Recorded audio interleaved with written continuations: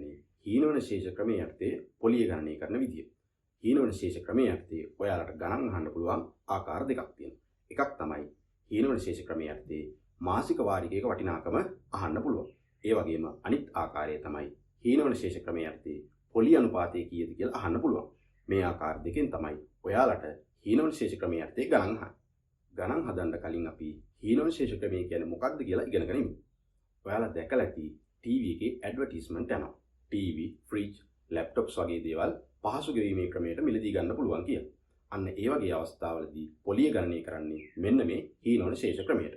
ඒ වගේම ඔයාලගේ අම්මලා තාත්තලා බැංකුවකින් ණයක් ගත්තොත් ඒ ණය එකපාර ආපහු බැංකුවට ගෙවන්නේ නැහැ. ඒ ණය ගෙවන්නේ වාරික වශයෙන්. එහෙනම් ඒ වගේ අවස්ථාවලදී පොලිය ගණනය කරන්නේ මෙන්න මේ අපි කතා කරන්න යන හීනවන ශේෂ ක්‍රමය යටතේ. ඔයාලා හීනවන ශේෂ ක්‍රමයේදී මතක තියාගන්න ඕන වැදගත්ම දේ තමයි හීනවන ශේෂ ක්‍රමයේදී මාස 12කින් ගෙවන්න යම් භාණ්ඩයක් ගත්තොත් අපි ඇත්තටම පොලිය ගෙවන්නේ මාස 12කට නෙවෙයි. ඊට වඩා වැඩි ගානකට. එතකොට අපි මේකෙදී මාස ඒකක ගානකට තමයි පොලිය හදන්නේ. මම ඔයාලට කිව්වා හීනවන ශේෂ ක්‍රමයට ආකාර දෙකකට ගණන් අහනවා කියලා. එහෙනම් අපි ඉස්සෙල්ලාම මාසික වාරිකයක වටිනාකම හොයන විදිහ ඉගෙන ගමු. මාසික වාරිකයක වටිනාකම හොයන්න ඔයාලට පියවර 7ක් තියෙනවා. එහෙනම් අපි මේ පියවර 7 ගානකින්ම ඉගෙන ගමු. අත්පිට මුදලට රුපියල් 75000කට විකුණනු ලබන රූපවාහිනී යන්ත්‍රයක් පළමුව රුපියල් 15000ක් ගෙවා ඉතිරිය සමාන වාරික 12කින් ගෙවා නිම කිරීමට මිලදී ගත හැකිය. මෙහිදී 124ක වාර්ෂික පොලි අනුපාතයක් අය කරනු ලබන අතර පොලිය ගණනය කරනු ලබන්නේ හීනවන ශේෂ ක්‍රමයටයි. රූපවාහිනී යන්ත්‍රය සඳහා ගෙවිය යුතු මාසික වාරිකයක වටිනාකම සොයන්න. මේ ගානේ දීලා තියෙන තොරතුරු තමයි රූපවාහිනියේ මිල රුපියල් 75000යි. මුලින් ගෙවනවා මූලික ගෙවීම විදිහට රුපියල් 15000ක්. එතකොට මේකේ වාරික වශයෙන් ගෙවන්නේ වාරික 12ක්. මේ සඳහා අය කරන වාර්ෂික පොලි අනුපාතය වන්නේ 24යි. රූපවාහිනී යන්ත්‍රයේ මිල රුපියල් 75000යි. හැබැයි අපි මේකෙන් 15000ක් මුලින් ගෙවනවා. එහෙනම් 75000න් 15000ක් අඩු කරපුවාම එන පිළිතුර තමයි අපි තවදුරටත් මේ රූපවාහිනී යන්ත්‍රය වෙනුවෙන් ගෙවන්න ඕන ඉතිරි මුදල. එහෙනම් අපි ඉස්සල්ලාම මේක හොයාගන්න ඕන රූපවාහිනී යන්ත්‍රය වෙනුවෙන් අපි ගෙවන්න ඉතිරි ණය මුදල. එහෙනම් අපට ගෙවිය යුතු ණය මුදල හොයන්න පුළුවන් රූපවාහිනියේ මිල උනේ 75000යි. හැබැයි ඒකෙන් මුලින් ගෙවුවා 15000ක්. එහෙනම් 75000න් 15000ක් අඩු කරපුවාම අපට උත්තරය හම්බ වෙනවා රුපියල් 60000ක්. එහෙනම් ඇත්තටම මේකෙදී ණය වෙන්නේ 75000කට නෙවෙයි. මොකද 75000න් 15000ක් මුලින් ගෙවනවා. එහෙනම් 75000න් 15000ක් අඩු කරපුවාම අපට එනවා රුපියල් 60000ක්. එහෙනම් ඇත්තටම ණය වෙලා තියෙන රුපියල් 60000කට. එහෙනම් මේ 60000 ගෙවන්නෙත් එකපාර නෙවෙයි. මේ 60000 ගෙවන්න ඕන මාස 12කින්. එහෙනම් අපි දෙවෙනි පියවරේදී කරන්නේ 60000 මාස 12කින් ගෙවනවා නම් එක මාසයකට කොච්චර ණයයිද කියලා හොයන එක. එක මාසයකට කොච්චර ණයයිද කියලා අපට හොයන්න පුළුවන් ගෙවන්න තියෙන මුදල මාස ගාණෙන් බෙදලා. එහෙනම් අපි ගෙවන්න තියෙන මුදල රුපියල් 60000යි. මේක ගෙවන්නේ මාස 12කින්. එහෙනම් අපි මෙයා 12න් බෙදුවොත් අපට එනවා එක මාසයකට ණය වෙච්ච ප්‍රමාණය. ඒ කියන්නේ මාසික ණය කොටස. 60000 12න් බෙදුවම උත්තරේ හම්බ වෙනවා රුපියල් 5000ක්. එහෙනම් රුපියල් 5000ක් එනවා මාසික ණය කොටස. අපි තුන්වෙනි පියවරේදී කරන්නේ මෙන්න මේ මාසික ණය කොටසට අදාළ පොලිය හදන එක. තුන්වෙනි පියවරේදී අපි හදන්නේ මාසයකට පොලිය නෙවෙයි මාස ඒකකයට පොලිය. එහෙනම් අපි මාසයකට ගෙවනවා 5000ක්. එහෙනම් මෙන්න මේ 5000ට අදාළව ගෙවන පොලිය තමයි අපි තුන්වෙනි පියවරේදී හදන්න ඕනේ. අපට ගානේ දීලා තියෙනවා 124ක වාර්ෂික පොලි අනුපාතය. එහෙනම් අපි මෙයාව 124ෙන් ගුණ කරොත් අපට එන්නේ මාසයකට පොලිය නෙවෙයි අවුරුද්දකට පොලිය. අපි හොයන්න ඕන මාස ඒකකයකට පොලිය. එහෙනම් අපි මෙන්න මේ එන උත්තරේ ආපහු 12න් බෙදන්න ඕන. 12න් බෙදනවා වෙනුවට අපි මේක 12න් එකෙන් ගුණ කරමු. එහෙනම් මේ ටික සුළු කරපුවාම අපට එනවා මාස ඒකකයකට පොලිය. එහෙනම් අපි මේක සුළු කරොත් බිංදු දෙකට බිංදු දෙක කැපෙනවා.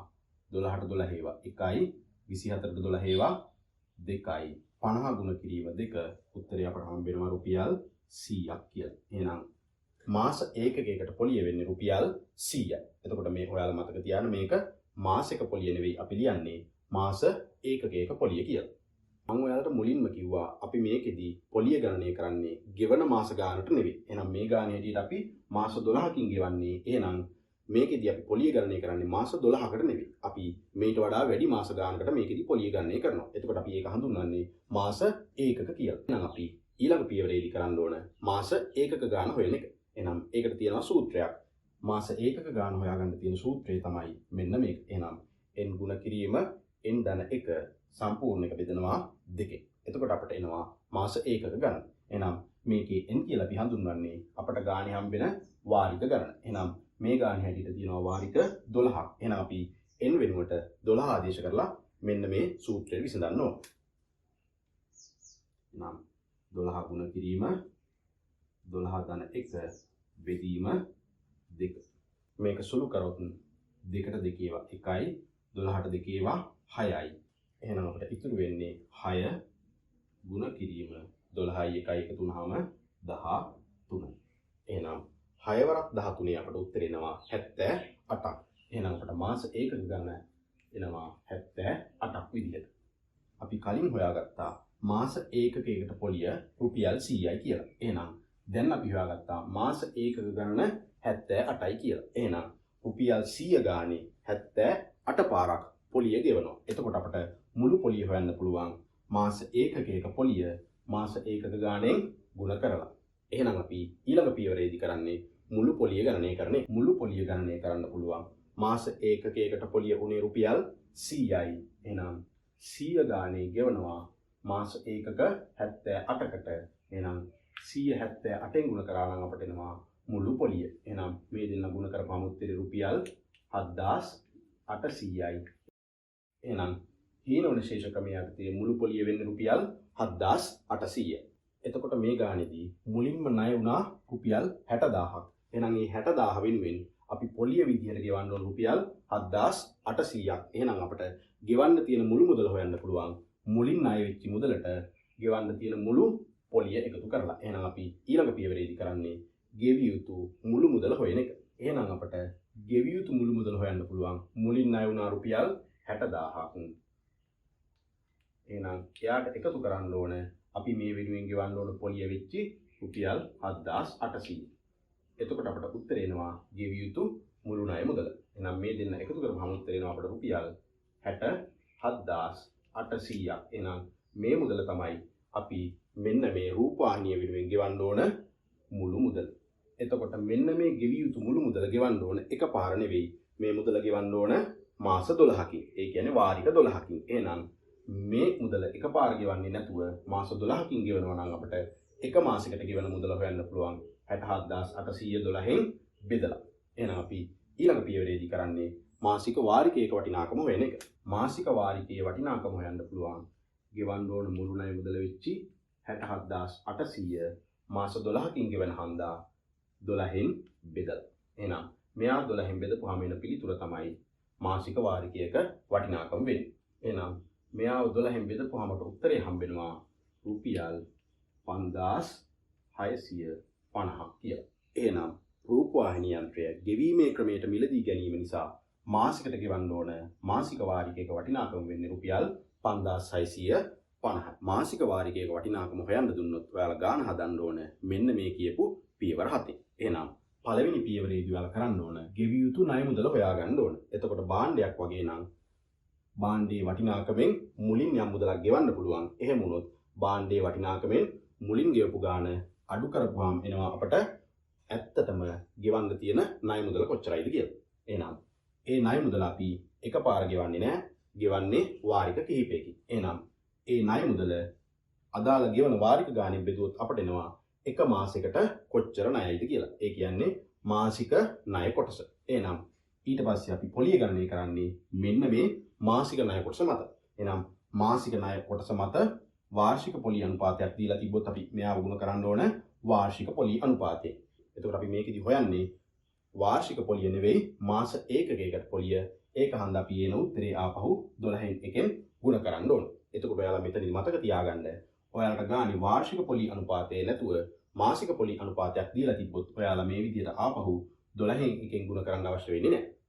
එහෙනම් අපට තුන්වෙනි පියවරේදී හොයාගන්න පුළුවන් මාස ඒකකයකට පොලිය කීයද කියලා. එහෙනම් අපි මේ පොලිය ගෙවන්නේ කොච්චර මාස ගානකටද? එහෙම නැත්නම් කොච්චර මාස ඒකක ගානකටද කියලා ඊළඟ පියවරේදී අපි හොයාගන්න ඕනේ. එහෙනම් අපි හතරවෙනි පියවරේදී හොයාගන්න ඕන මාස ඒකක ගාන. එහෙනම් මාස ඒකක ගාන හොයාගන්න පුළුවන් මෙන්න මේ සූත්‍රය පාවිච්චි කරලා. එතකොට අපිට එනවා මාස ඒකක ගාන. එහෙනම් අපි මාසයකට පොලිය දන්නවා. එහෙම නැත්නම් මාස ඒකකයකට පොලිය දන්නවා. මාස ඒකක ගණන දන්නවා. එහෙනම් අපිට මුළු පොලිය හොයන්න පුළුවන්.